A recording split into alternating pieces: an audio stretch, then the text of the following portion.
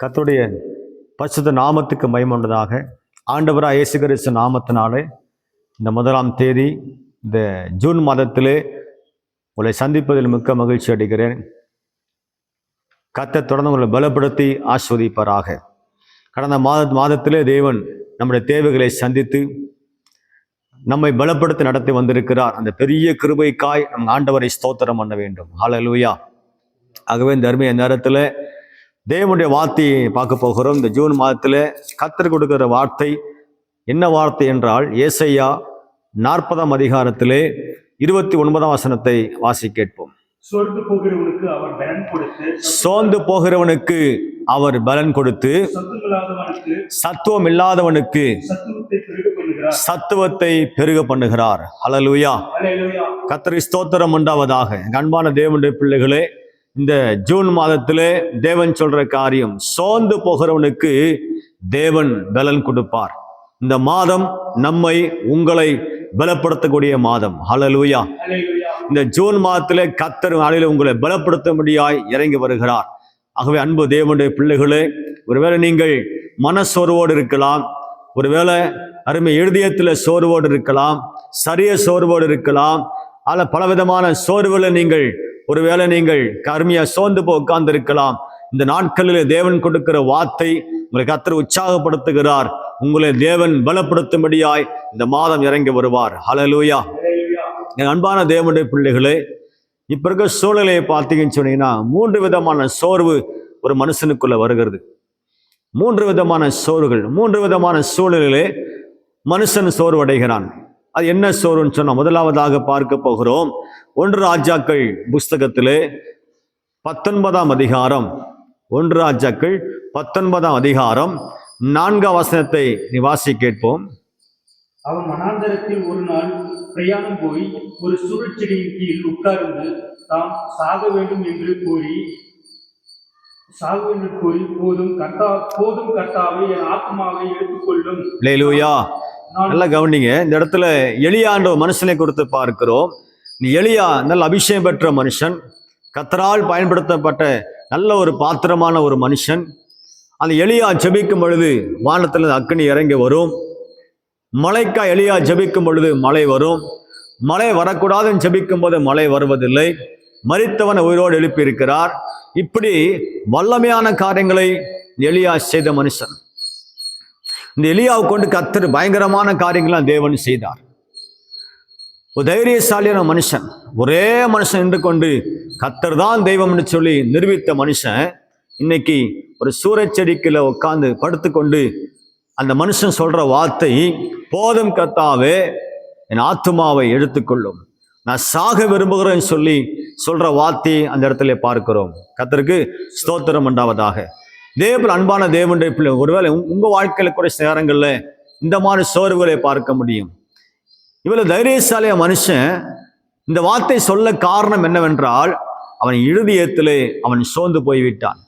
போதும் ஆண்டவரே, இன்னைக்கு நீங்கள் கூட ஆண்டவரே இந்த உலகத்துல வாழ்ந்தது போதும், என் குடும்ப வாழ்க்கை போதும், இந்த வேலை செஞ்சது போதும், சம்பாத்தியம் பண்ணது போதும், இல்லை உலகத்துல வாழ பிடிக்கல அப்படின்னு சொல்லி அநேகர் சொல்லி கொண்டிருப்பார்கள். இதற்கெல்லாம் காரணம் என்னன்னு சொன்னால் மனசோர்வு தான், பயத்தினால் வரக்கூடிய சோர்வு. முதலாவது சோர்வு மனுஷனுக்கு, அந்த மனுஷன் என்னைக்கு பயப்பட ஆரம்பித்தானோ, அவன் இருதயத்துக்குள்ள என்னைக்கு மனுஷனுக்குள்ள ஒரு பயம் வருகிறதோ, அந்த பயம் அந்த மனுஷனை சோர்வுக்குள்ளாக மாற்றி விடுகிறது. அந்த பயமானது இருதயத்திலே நுழைந்து அவனை சோர்வு உண்டாக்கி எந்த வேலையும் செய்ய விடாதபடிக்கு அவனை அருமையை கைகால் கட்டி போட்டது போல அவனை உட்கார வைத்து விடுகிறது. கர்த்தருக்கு ஸ்தோத்திரம் உண்டாவதாக. எலியா மனுஷன் பாருங்க, கர்த்தருக்காக வைராக்கியம் ஓடின மனுஷன் ஒரு பெண்ணுக்கு பயந்ததுனால அவன் சொல்லப்படுற வார்த்தையை பாருங்கள், போதும் கர்த்தாவே நான் சாக விரும்புகிறேன் அப்படின்னு சொல்லுகிறார். கர்த்தருக்கு ஸ்தோத்திரம். ஒருவேளை இந்த பயத்தோடு ஒருவேளை நீங்க வாழ்ந்து கொண்டிருக்கலாம். இந்த ஜூன் மாதம் கர்த்தர் சொல்லுகிறார், இந்த பயத்தின் ஆவியை கர்த்தர் நீக்கி உங்களை பலப்படுத்தும்படியாய் தேவன் இறங்கி வருகிறார். ஹல்லேலூயா. அல்லேலூயா. கடந்த மாதத்துல இந்த விஷயத்துல மனசுல ஒரு பயத்தை கொடுத்து ஒரு சோர்வு உண்டாக்கி எந்த வேலையும் செய்ய விடாதபடிக்கு அருமையா அவன் உட்கார வைத்ததோ கர்த்தர் இந்த மாதத்துல உனக்கு இறங்கி உங்களை கர்த்தர் பலப்படுத்துவார். ஆமென். ஆமென். அல்லேலூயா. அல்லேலூயா. சில பேர் பாருங்க, உள்ளத்துல மனசுல ஒரு பயம் வந்த பிற்பாடு சில பேர் வீட்டை விட்டு வெளியே போக மாட்டாங்க, வீட்டுக்குள்ளேயே இருப்பாங்க. வேலைக்கு போக மனசு வராது, எந்த வேலையும் செய்ய மனசு வராது. காரணம் என்ன? மனசோர்வு அவர்களுக்குள்ளாக உண்டாகிறது. இரண்டாவது பார்க்கிறோம், யோபு புஸ்தகத்திலே 19ஆம் அதிகாரம், யோபு புஸ்தகத்திலே 19ஆம் அதிகாரத்திலே 27ஆம் வசனம் வாசிக்கும் போது, அவரை நானே பார்ப்பேன், அவரை நானே பார்ப்பேன், அந்நிய கண்கள் அல்ல, அந்நிய கண்கள் அல்ல, என் கண்களை காணும், என் கண்களே காணும் என்று சொல்லி யோபு சொல்லுகிறார். என் கண்கள் அவரை காணும். இந்த வாஞ்சையால் என் உள்ள திரியங்கள் எனக்குள் சோர்ந்து போகிறது. கர்த்தருக்கு ஸ்தோத்திரம் உண்டாவதாக. எனக்கு அன்பான தேவனுடைய ஜனமே, இரண்டாவது சோர்வு பாருங்கள் எப்படி வருதுன்னு சொன்னால், நாம் எதிர்பார்த்த காரியம் நடக்காம போகும்போது, நாம் விரும்பின காரியம் நிறைவேறாமல் போகும்போது, நம்முடைய ஆசை நிறைவேறாமல் போகும்போது நமக்குள்ள ஒரு சோர்வு உண்டாகிறது. கர்த்தருக்கு ஸ்தோத்திரம் உண்டாகட்டும். முதல் சோர்வு, நாம் தேவையில்லாத பயத்தை இடம் கொடுக்கும் பொழுது அந்த பயத்து மூலம் வருகிற சோர்வுகளை பார்த்தோம். இரண்டாவதாக சோர்வு மனுஷனுக்குள்ள எப்போ வருதுன்னு சொன்னால், அவன் விரும்பின காரியம், நீங்கள் ஜெபிச்ச காரியம், நீங்கள் ஆசைப்பட்ட காரியம் எதுவுமே நடக்காமல் போகும்போது உங்களுக்குள்ள ஒரு சோர்வு உண்டாகிறது. இதைதான் யோபு சொல்லுகிறார். நான் ஆண்டவரை பார்க்க ஆசைப்பட்டேன், என் கண்களால் பார்ப்பேன் நினைத்தேன், அந்த வாஞ்சையினால என் இருதயத்தில் சோறு உண்டாயிற்றுன்னு சொல்லுகிறார். கர்த்தருக்கு ஸ்தோத்திரம் உண்டாவதாக. ஒரு நீங்கள் கூட ஜோம் பண்ணி உபவாசிருந்து ஆண்டவர் சமூகத்தில் காத்திருந்து பல காரியங்களுக்காக செபிச்சு உங்களுக்கு பதில் வராத சூழ்நிலை ஒருவேளை நீங்கள் சோர்ந்து போய் உட்கார்ந்திருக்கலாம். இந்த வார்த்தையை கேட்டுக்கொண்டு அன்பு தேவனுடைய பிள்ளை, நம்முடைய தேவன் ஜெபத்தை கேட்கிறவர். என்னைக்காவது ஒரு நாள் தேவன் நம்முடைய ஜெபத்தை பதில் கொடுக்கிற தேவனாக இருக்கிறார். ஆகவே சோர்ந்து போகாதீர்கள். இந்த ஜூன் மாதத்துல உன்னுடைய வாஞ்சையை கர்த்தர் நிறைவேற்றி, உன்னுடைய ஏக்கத்தை கர்த்தர் அறிந்து, உன் ஜெபங்களுக்கு பதிலை கொடுத்து உங்களை பலப்படுத்த போகிறார். ஹல்லேலூயா. நீ சோர்ந்து போகிறவனுக்கு தேவன் பலன் கொடுக்கிறவராக இருக்கிறார். ஆமென். மூன்றாவது பார்க்க அருமையாக சங்கீத புஸ்தகத்திலே 40ஆம் அதிகாரம், சங்கீத புஸ்தகம் 40ஆம் அதிகாரத்திலே நீங்கள் நேர 12ஆம் வசனத்தை வாசிங்கள்.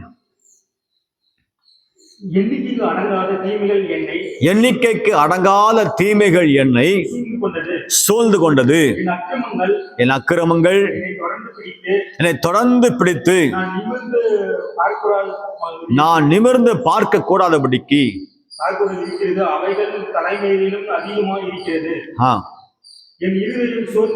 அதனால என் இருதயம் சோர்ந்து போகிறது. அல்லேலூயா, அல்லேலூயா.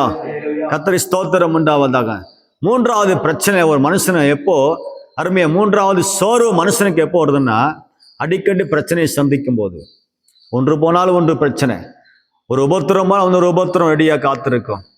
இப்போதான் ஒரு பிரச்சனை முடிஞ்சு இன்னொரு பிரச்சனை வந்துருச்சேன்னு சொல்லி அடிக்கடி பிரச்சனை வாழ்க்கையில் வரும்போது அந்த மனுஷனுக்குள்ள ஒரு சோர்வை பார்க்கிறோம். கர்த்தருக்கு ஸ்தோத்திரம் உண்டாவதாக. அடிக்கடி உபத்திரவங்கள், அடிக்கடி கஷ்டங்கள், கஷ்டம் மேல கஷ்டம் வந்துகிட்டே இருக்குன்னு சொல்லி கஷ்டம் மேல கஷ்டம் வரும்போது அந்த மனுஷனுடைய மன தைரியத்தை விட்டு விடுகிறான். கர்த்தருக்கு ஸ்தோத்திரம் உண்டாவதாக.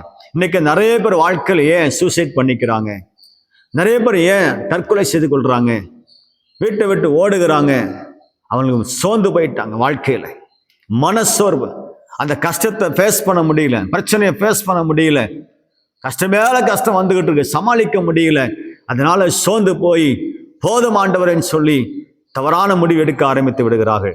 வந்திருக்க அன்பு தேவனுடைய பிள்ளைகளே, இந்த வார்த்தை கேட்டுக்கொண்டிருக்கிற அன்பு தேவ ஜனமே, இந்த ஜூன் மாதத்துல ஒருவேளை அப்படிப்பட்ட சிந்தனையோடு இந்த நிகழ்ச்சியை பார்த்து கொண்டிருக்கலாம்.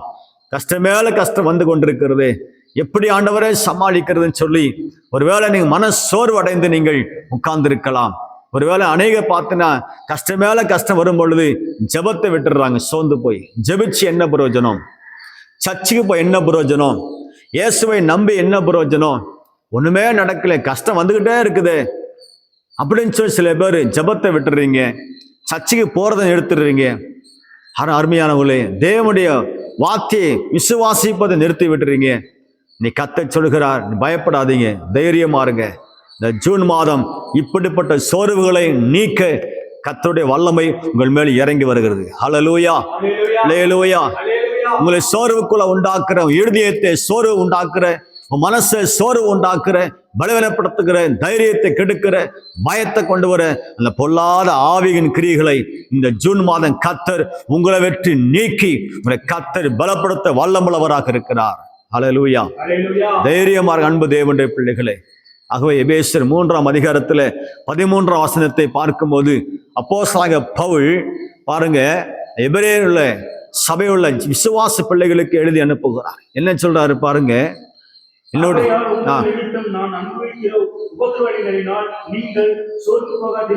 நாங்கள் அனுபவிக்கிற உபத்திரவத்தினால நீங்கள் சோர்ந்து போகாதிருக்க உங்களுக்காக நான் வேண்டிக் கொள்கிறேன் சொல்லுகிறார். ஹல்லேலூயா. நிறைய பேர் பாருங்க, சில ஊழியர் படுற கஷ்டங்களை பார்த்துட்டு, ஊழியக்காருக்கே இவ்வளவு கஷ்டம், பாஸ்டருக்கே இவ்வளவு பிரச்சனை, பாஸ்டருக்கே இவ்வளவு கஷ்டம் வருது, நம்மளாம் ஏமாத்துறோம் அப்படின்னு சொல்லி சில விசுவாசிகள் சோர்ந்து போகிற ஆட்கள் உண்டு. அன்பான தேவனுடைய பிள்ளைகளை, ஒரு ஊழியக்காரோட கஷ்டத்தை பார்த்து நீ சோர்ந்து போகாதீங்க. இதான் பவுல் சொல்றார், எங்களுக்கு வரக்கூடிய சோதனைகள், எனக்கு வரக்கூடிய பிரச்சனையை கண்டு நீங்க சோர்ந்து போகாதீங்க. வாழ்க்கையில வருகிற உபத்திரவம் நமக்கு மகிமையாக இருக்கும் சொல்லுகிறார். ஹல்லேலூயா, ஹல்லேலூயா. அன்பு தேவனுடைய பிள்ளை, வாழ்க்கையில ஒரு கர்த்தருடைய பிள்ளைல வாழ்க்கையில வருகிற எல்லா விதமான போராட்டம் பிரச்சனையும் கடைசி முடிவுல நமக்கு ஒரு ஆசீர்வாதங்களை கொண்டு வரும். அதற்கு உதாரணமாக வேதத்துல நாம யோசேப்பு எடுத்துக்கொள்ளலாம், அதற்கு உதாரணமாக யோபு எடுத்துக்கொள்ளலாம், அதற்கு உதாரணமாக தானியேல் எடுத்துக்கொள்ளலாம். இப்ப நிறைய பரிசுத்தவான்களை வாழ்க்கையை பார்க்கும் பொழுது ஆரம்பத்துல நிறைய பாடுகள் கஷ்டங்கள், ஆனா கடைசி முடிவுல பாத்தீங்கன்னா ஒரு ஆசீர்வாதமான நிலைமையை பார்க்கிறோம். ஆமென். கர்த்தருக்கு ஸ்தோத்திரம் உண்டாவதாக. என் அன்பான தேவனுடைய பிள்ளைகளே, இந்த ஜூன் மாதம் கர்த்தர் சொல்லுகிறார், நீ சோர்ந்து போகாதீங்க, பயப்படாதீங்க, மனசை விட்டுறாதீங்க. மனசுதான் காரணம். ஒரு மனுஷனை எந்த வேலையும் செய்வடாம முடக்கி வைக்கிறது மனசு. இந்த உலகத்தகரம் சொல்லுவாங்க, அவங்க மனசை விட்டுட்டாருங்க. இவ்வளவு காலம் தைரியமா இருந்தார், இப்ப மனசை விட்டுட்டாரு, அதனால இப்படி ஆச்சு அப்படின்னு சொல்லுவாங்க. அது எல்லாத்துக்கும் காரணம் மனசு தான் காரணம். ஆகவே இந்த மனசுல இருதயத்துல நீங்க தைரியத்தை உண்டு பண்ணிக்கொள்ளுங்க. என் தேவன் என்னை பலப்படுத்துவார், என் தேவன் காரியத்தை வாய்க்க பண்ணுவார், என் தேவன் என் தேவையை சந்திப்பார் அப்படின்னு சொல்லி இருதயத்துல விசுவாசத்தை நீங்க வர்த்திக்க பண்ணுங்கள். கர்த்தருக்கு ஸ்தோத்திரம். இந்த ஜூன் மாதத்துல கர்த்தர் சொல்றார், சோர்ந்து போகிறவனுக்கு கர்த்தர் பலன் கொடுப்பார். சோர்ந்து போகிறவனுக்கு கர்த்தர் பலன் கொடுத்து உங்களை கர்த்தர் ஆசீர்வதிப்பார். அருமையான சோர்ந்து போகாம இருக்கு என்ன செய்யணும், தொடர்ந்து ஜெபம் பண்ணுங்க. லூக்கா 18ஆம் அதிகாரம் நீங்க 1ஆம் வசனம் வாசிக்கும் சொல்லுகிறார், ஆண்டவர் இயேசுவானவர் சோர்ந்து போகாமல் எப்பொழுதும் ஜெபம் பண்ண கடவீர்கள். கர்த்தருக்கு ஸ்தோத்திரம் உண்டாகட்டும். டெய்லி ஜெபம் பண்ணுங்க. டெய்லி நிறைய பேர் பாருங்க, கஷ்டம் வரும்போதெல்லாம் ஜெபத்தை விட்டுடுறாங்க. ஐயோ ஜெபிக்கும் போதுதான் கஷ்டம் வருது, நான் ஜெபம் பண்ணாம இருந்தா கஷ்டம் இல்லை. அதனால அருமையாவலே கஷ்டம் வர என்ன செய்யறாங்க, ஜெபத்தை விட்டுடுறாங்க, ஆண்டவர் விட்டுடுறோம், விசுவாசத்தை விட்டுடுறோம். நீ கர்த்தர் சொல்றார், நீ சோர்ந்து போகாம ஜெபம் பண்ணுங்க, எப்பொழுதும் ஜெபம் பண்ண வேண்டும். ஏன்னா ஜெபம் தான் நம்முடைய வாழ்க்கையில ஜெயத்தை கொண்டு வரும். ஹல்லேலூயா, கர்த்தருக்கு ஸ்தோத்திரம். கலாத்தியர் 6ஆம் அதிகாரம் 9ஆம் வசனம் நீங்க படிச்சீங்கன்னா வேதத்துல வாசிக்கிறோம், நீ தளர்ந்து போகாம இருந்தால் ஏற்ற காலத்தில் அறுப்போம் என்று சொல்லி வேதத்துல வாசிக்கிறோம். நன்மை செய்கிறதில் சோர்ந்து போகாமல் இருப்போமாக,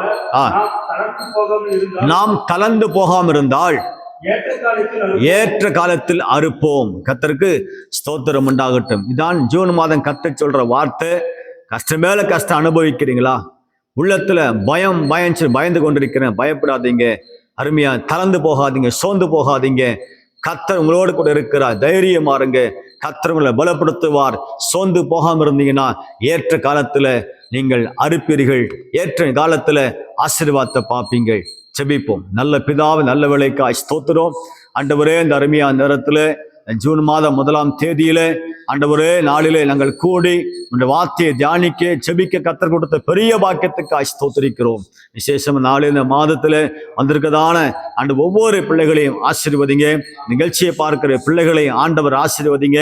யாரெல்லாம் மனசோர்வோடு பலவீனத்தோடு பயத்தோடு உட்கார்ந்து இருக்கிறார்களோ, நீ கர்த்தர் எல்லாவற்றையும் நீக்கி இந்த ஜூன் மாதம் பலப்படுத்தும் மாதமா இருக்கிறவனால் தேவன் எல்லாருக்கும் இறங்கி ஒரு பலனை கொடுக்க செபிக்கிற ஆண்டவரே. கர்த்தாவே, மனசுல உண்டான சோர்வுகள், எல்லா பயங்கள், திகில் இயேசுவின் நாமத்தில் விலகுவதாக. கர்த்தாவே, பிள்ளையை தைரியப்படுத்தி இந்த மாதம் அதிசயமா நடத்துங்க, ஆசீர்வதிங்க. இயேசுவின் நாமத்தில் பிதாவே, ஆமென், ஆமென்.